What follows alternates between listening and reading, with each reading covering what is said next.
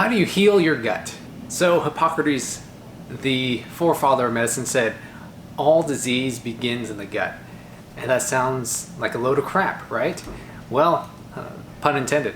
And when we think of digestive issues, gas, bloating, diarrhea, constipation, ulcerative colitis, those are the symptoms that you know are related to your gut. But did you know that gut problems are related with inflammation in your brain? People who get Alzheimer's, Parkinson's disease, we're seeing a link between inflammation in the gut and brain health. It also affects your mood, anxiety, depression. You might experience skin issues, eczema, psoriasis, joint pains, autoimmune disease, Hashimoto's. A lot of diseases begin in the gut. So in order to heal the gut, I use a 5-step process for figuring out what exactly is going on in you if you have issues, and really to provide you with a strategy when dealing with gut healing. Because often people are going online, I've done it myself, you start Googling stuff and you're finding these tactics, a probiotic, a magic herb, maybe it is juicing celery, and yes, they can have benefits, those have its place. So what I'm talking about here is having a strategy for finding out what is right for you if you're dealing with gut issues. Right, so this is the 5R protocol. So these are 5 steps that I use to create a strategy that's right for someone to figure out exactly what is going on, how a plan to deal with it, and a plan to heal someone's gut with as little force necessary. So that means less medications, avoiding surgeries if at all possible. So the first R in the 5R protocol is remove.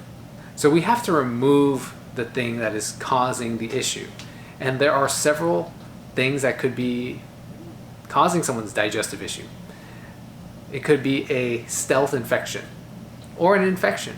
You get a stomach virus or a stomach bacteria, food poisoning, and oftentimes, even after the infection has kind of come and gone and you've dealt with those issues, there can still be lingering infections. And I've seen hookworm in people who didn't travel. Parasites. We'll see different bacteria. So there's good and bad bacteria in your digestive tract. You've heard of the microbiome, the microbiota. There are almost as many bacterial cells as there are human cells. And these bacteria, the good guys, help us break down our food. They help produce vitamins that we can't, vitamin B, vitamin K, vitamin C. They send signals to our brain. They communicate with our immune system. It's amazing how much these microbiota, these bacteria, interact symbiotically with our bodies.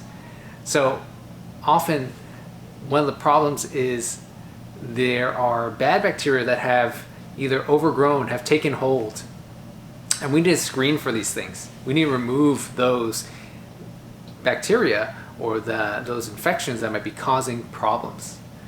We also need to remove foods or triggers that are causing problems. So a trigger can be a stress, whether it's a stressful job, it is a stressful relationship, maybe it's financial stress. It can also be food. So a lot of people focus on the food. Some people are intolerant to dairy, or they have celiac disease and can't eat gluten, right? Those are real things that we need to remove. But we have to figure out what it is for you. So the second R is to replace. So there are many things that can get affected if you have digestive issues. And one of those things that might decrease is the ability to make stomach acid. So our stomachs actually produce stomach acid to help us break down food, to fight off bad bacteria and viruses and pathogens that might enter through our mouth. Sometimes people have trouble making enough digestive enzymes, like whether it's because, for one, you need stomach acid to activate enzymes, but you might need additional help external sources of enzymes to help you break down the food temporarily. So we need to replace some of the things that your body naturally makes that you might not be producing in enough amounts currently. So replace. The third R is reinoculate. So there's a lot of probiotics and prebiotics on the market. You'll see more commercials for probiotics and that it's a magic fix and a magic cure. Well, we also have to choose the right probiotics. There are many different strains, thousands, hundreds of strains of bacteria with different purposes. And in order to figure out what the right probiotic for you is, we need to do some testing. We need to figure out what you're dealing with and choose the right probiotic for you. And prebiotics. Prebiotics are things that these good bacteria feed on. We get prebiotics from food, vegetables, fibers that we can't break down.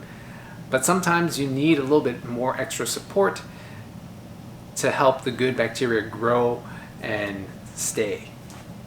The fourth R is repair. So oftentimes when people are dealing with chronic infections or inflammation, something like ulcerative colitis or leaky gut, we have to repair the lining of our digestive tract.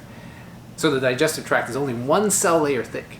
And when there's damage to that, when there's bigger gaps, well, things can get into your bloodstream that can cause problems. So bad bacteria produce toxins. They're called endotoxins, specifically lipopolysaccharides. You can think of it as little pieces of stuff that these bacteria are creating and entering your bloodstream and causing issues elsewhere. And we need to repair that barrier so that you are protected and you're only letting in the right things. You're letting in nutrients and you're keeping out toxins and pathogens. So repair, there's a repair phase. The final R is rebalance. This is where your lifestyle affects your digestion. We talked about stress, getting enough sleep, drinking clean filtered water, choosing the right foods that support a healthy digestion, healthy environment for your body. We also need to address any structural issues. So someone who's had acid reflux for years you might have heard, oh, hiatal hernia. Well, that's when the stomach is actually popping up into your chest and causing the acid from the stomach to go upwards. So we need to address all these other underlying and lifestyle issues that contribute to some of these problems. So the 5 R's again, we have to remove things that are causing problems, remove the triggers.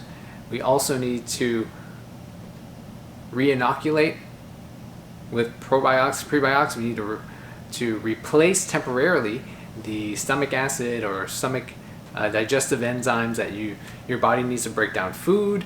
We need to repair the lining of the gut. And finally, rebalance. So finding the right situation, the conditions where your body can thrive and prevent some of these gut issues from coming back in the future. So this was a lot of information, a lot of detail. If you want a write-up, I have a free download called the Gut Healing Blueprint that you can download in the description below.